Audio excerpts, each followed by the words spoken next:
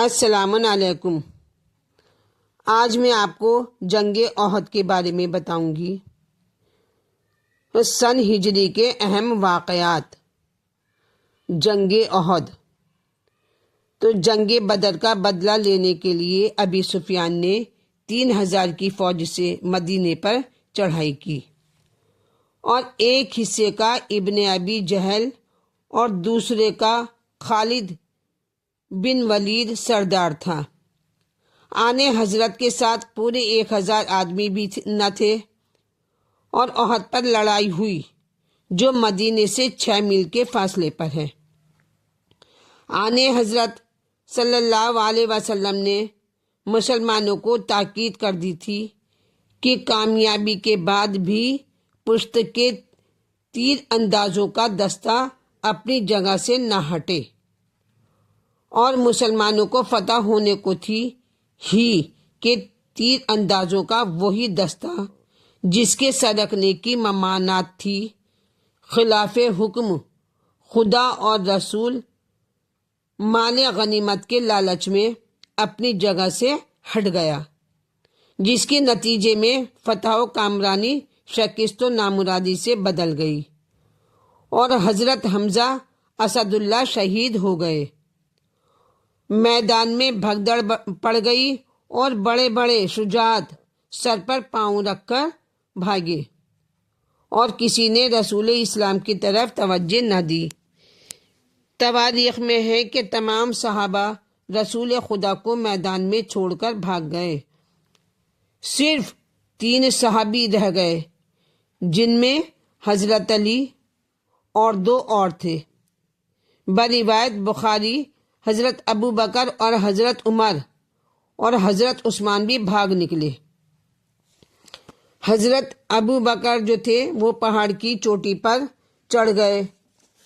وہ کہتے ہیں کہ میں چوٹی پر اس طرح اچک رہا تھا جیسے پہاڑی بکری اچکتی ہے، اور قرآن مجید میں ہے کہ سب بھاگ رہے تھے، اور رسول چلا رہے تھے کہ مجھے تنہا چھوڑ کر کہاں جا رہے ہو، مگر کوئی منہ پھیر کر نہ دیکھتا تھا کہ ایک شخص نے محمد صلی اللہ علیہ وسلم کی طرف پتھر مارا، جس کی وجہ سے آپ کے 2 دانت شہید ہو گئے، اور پیشانی مبارک مجروح ہو گئی۔ تلواروں کے کئی زخم بھی آئے، اور آپ ایک گڑھے میں جو گڈھا تھا اس میں گر پڑے۔ جب سب بھاگ رہے تھے تب حضرت علی محو جہاد تھے اور تحفظ رسالت بھی کر رہے تھے۔ بالآخر کفار کو ہٹا کر محمد صلی اللہ علیہ وسلم کو پہاڑی پر لے گئے۔ بالآخر کفار کو ہٹا کر آنے حضرت کو پہاڑی پر لے گئے۔ رات ہو چکی تھی کہ دوسرے دن صبح کے وقت مدینے کو روانگی ہوئی۔ اس جنگ میں 70 مسلمان مارے گئے اور 70 ہی زخمی ہوئے، اور کفار صرف 30 قتل ہوئے، جن میں 12 کافر علی کے قتل کیے ہوئے تھے۔ اس جنگ میں بھی علمبرداری کا عہدہ شیر خدا حضرت علی کے ہی سپرد تھا۔ مورخین کا اتفاق ہے کہ حضرت علی محو جنگ رہے۔ آپ کے جسم پر 16 ضربیں لگیں، اور آپ کا ایک ہاتھ ٹوٹ گیا تھا۔ آپ بہت کافی زخمی ہونے کے باوجود تلوار چلاتے اور دشمنوں کی صفوں کو الٹتے جاتے تھے، کہ اسی دوران میں محمد صلی اللہ علیہ وسلم نے فرمایا، علی تم کیوں نہیں بھاگ جاتے؟ تم کیوں نہیں بھاگے؟ عرض کی، مولا کیا ایمان کے بعد کفر اختیار کر لوں؟ مجھے تو آپ پر قربان ہونا ہے۔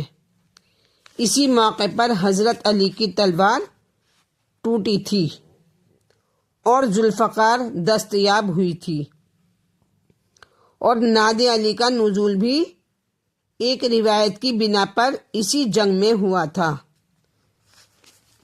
مورخین کا کہنا ہے کہ محمد صلی اللہ علیہ وسلم کے زخمی ہوتے ہی کسی نے یہ خبر اڑا دی کہ آن حضرت شہید ہو گئے۔ اس خبر سے آپ کے فدائی مقام احد پر آ پہنچے، جن میں آپ کی لخت جگر حضرت فاطمہ بھی تھیں، اور تواریخ میں ہے کہ دشمنان اسلام کی عورتوں نے مسلم اموات کے ساتھ بہت برا سلوک کیا۔ امیر معاویہ کی ماں نے مسلمان لاشوں کے ناک کان کاٹ لیے اور ان کا ہار بنا کر اپنے گلے میں ڈالا، اور امیر حمزہ کا جگر نکال کر چبایا۔ اسی لیے مادر معاویہ ہند کو جگر خوارہ کہتے ہیں۔ اب مدینہ ماتم کدہ بن گیا۔ علامہ شبلی لکھتے ہیں کہ آن حضرت محمد صلی اللہ علیہ وسلم مدینے میں تشریف لائے تو تمام مدینہ ماتم کدہ تھا، تمام مدینے میں ماتم ہو رہا تھا، اور آپ جس طرف سے گزرتے تھے گھروں سے ماتم کی آوازیں آتی تھیں۔ یہاں آپ کو عبرت ہوئی کہ سب کے عزیز و اقارب ماتم داری کا فرض ادا کر رہے ہیں، لیکن حمزہ کا کوئی نوحہ خواہ نہیں ہے۔ رقت کے جوش میں آپ کی زبان سے بے اختیار نکلا، افسوس حمزہ کو رونے والا کوئی نہیں۔ تو انصار نے، جو ان کے دوست احباب تھے، انصاروں نے یہ الفاظ سنے تو تڑپ اٹھے، اور سب نے جا کر اپنی عورتوں کو حکم دیا کہ وہ دولت کدہ پر جا کر حضرت حمزہ کا ماتم کریں۔ آن حضرت محمد صلی اللہ علیہ وسلم نے دیکھا تو دروازے پر پردہ نشینان کی بھیڑ تھی اور حمزہ کا ماتم بلند تھا۔ ان کے حق میں دعائے خیر کی اور فرمایا کہ میں تمہاری ہمدردی کا شکر گزار ہوں۔ یہ جنگ یوم سہ شنبہ 15 شوال 3 ہجری میں واقع ہوئی ہے۔ حضرت امام حسن علیہ السلام پیدا ہوئے اور رسول خدا کا نکاح حفصہ بنت عمر کے ساتھ ہوا، اور غزوہ کے لیے آپ برآمد ہوئے۔ حضرت علی علمبردار تھے۔ جو بھی میری ویڈیو دیکھ رہے ہیں وہ میرے چینل کو لائک کریں، سبسکرائب کریں، شیئر کریں۔